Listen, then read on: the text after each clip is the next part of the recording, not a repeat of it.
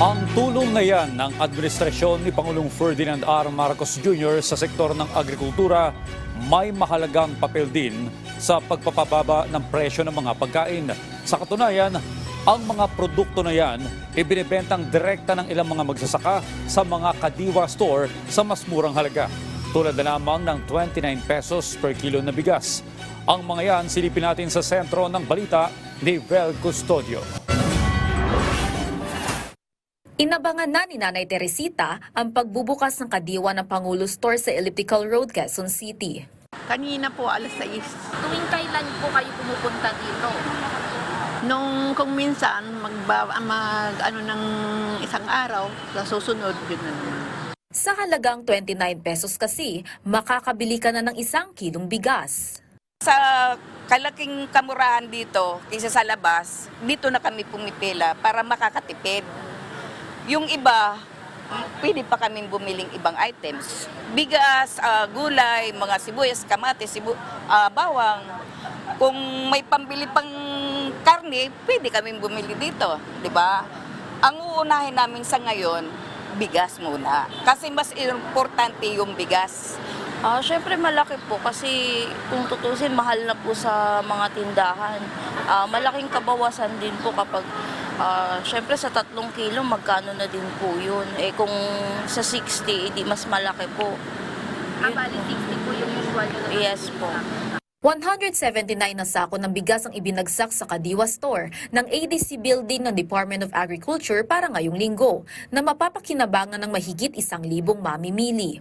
Hanggang 3 kilong bigas ang pwedeng i-avail ng bawat tao, basta't mag-claim muna sila ng stub para sa maayos na pila. Bukod sa murang bigas, mura ring mabibili ang gulay at prutas. Mabibili ang carrots ng 11 pesos kada piraso. Ang patatas ay 18 pesos kada piraso.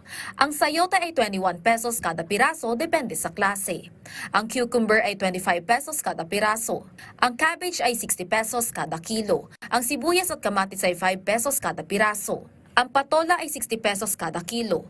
Ang kalamansi ay 90 pesos kada kilo. Ang talong ay 20 pesos kada piraso.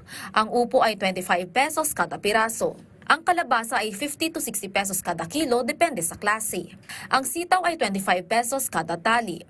Ang munggo ay 25 pesos kada pack. Ang ampalaya ay 17 pesos kada piraso. Ang cauliflower ay 150 pesos kada kilo. At ang broccoli ay 180 pesos kada kilo. Para naman sa presyo ng prutas, mabibili ang mangga ng 50 to 90 pesos kada kilo, depende sa klase. Ang avocado ay 120 to 140 pesos kada kilo, depende sa laki.